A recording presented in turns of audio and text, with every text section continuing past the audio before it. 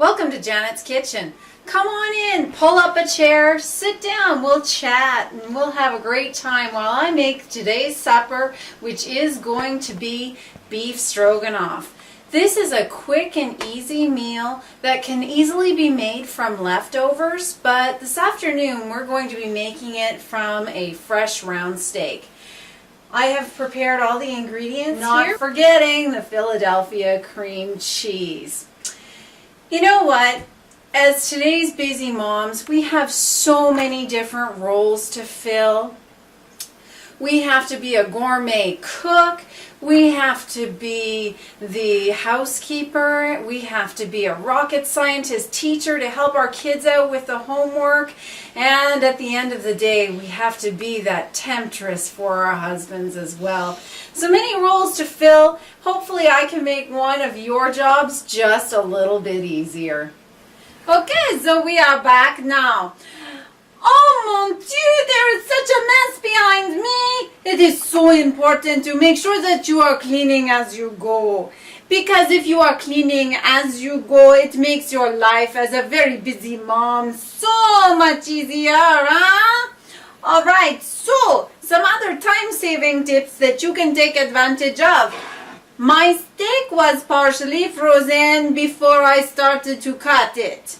That makes it so much easier to slice it very thinly. My pan has now been preheated.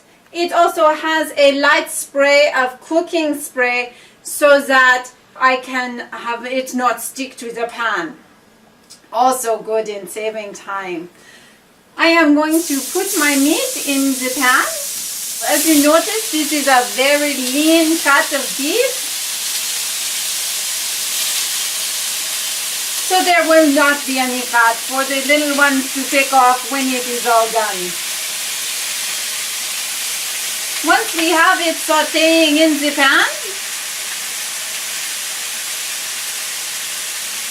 I will clean that shortly after. It's very important to wash our hands as well. We have this sauteing in the pan, and we will add a little bit of the garlic powder.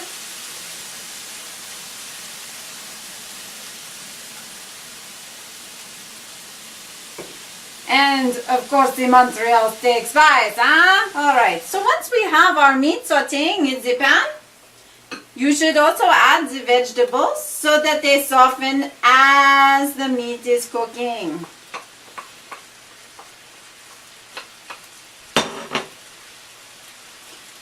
We also have the peppers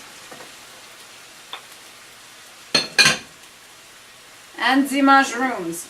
We have set aside a few of the peppers for garnish at the end of the meal.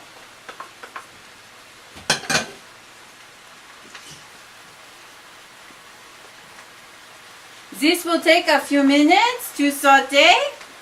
In the meantime, I will be cleaning up all the dishes, okay? You don't have to be a rocket scientist to be a good cook. Most of my vegetables are now soft. The beef is cooked, and we're ready to start putting the rest of the ingredients in here. So just because you don't have to be a rocket scientist doesn't mean you can't prepare a really good meal. It's just important to follow a very good formula. I very carefully measured out all of my ingredients, and they're all ready to go right here. Now this part, I do have quite a bit of liquid already in my pan, so I don't want to get too much liquid because I want the sauce to thicken nicely. In order to get a proper consistency of my dish, I am going to be using, I have a 1/4 cup of flour measured out here. Unfortunately, I have to gauge by sight and experiment a little bit with the amount of water that I'm going to want to mix into here. So, looks like I've probably got a good amount in here. I haven't used quite a 1/4 cup of water. I'm also going to be mixing in exactly 3 tablespoons of my French onion soup mix. I'm also going to very carefully cover the top and shake my flour mixture. Alright, it looks pretty thick, but you know what? Like I said, because of my vegetables, I already have a fairly, I have a lot of moisture in here already. So I'm going to spoon this in, making sure that I mix it into the liquid in the pan so that it can thicken it all up very nicely.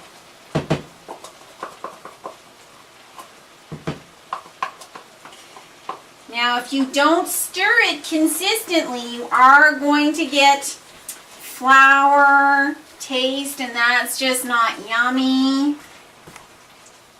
Again, not very scientifically correct. I am going to be adding just a dash of salt and pepper at this point in time. I do prefer the fresh ground pepper. And a little bit of sea salt.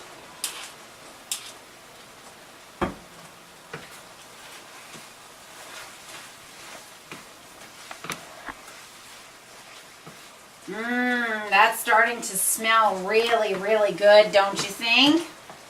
Alright, I've also very carefully measured out my tablespoon of Worcestershire sauce. Put that over there. And I've also got a can of mushroom soup mix over here. Now, if you had some leftover gravy from your beef roast that you're just using in your beef stroganoff because you didn't start with a round steak, you can add a little bit of your beef gravy instead of starting over with the flour mixture like I just did. Alright, my sauce is starting to thicken up a little bit now. Oops, lost a mushroom. Alright, so I'm adding the mushroom soup. Now, if you found that you actually got your sauce too thick, you can add a little bit of milk to your can of mushroom soup, and that will give you a really nice consistency. But I wouldn't use more than a tablespoon or 2. Alright. And here's my ½ cup of sour cream. Again, I'm using light products because watching our fat intake is very important in our household.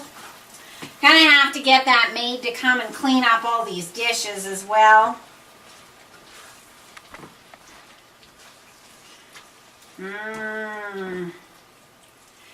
And I'm almost finished this side of things, but I have absolutely forgotten the pièce de résistance, which is my Philadelphia cream cheese. Here we go.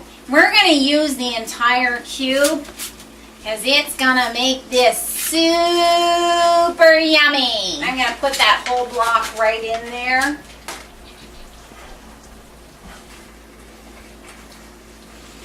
And it will melt just absolutely beautiful. And like I said, I'll cook some whole wheat pasta, and this will make a wonderful meal for the entire family.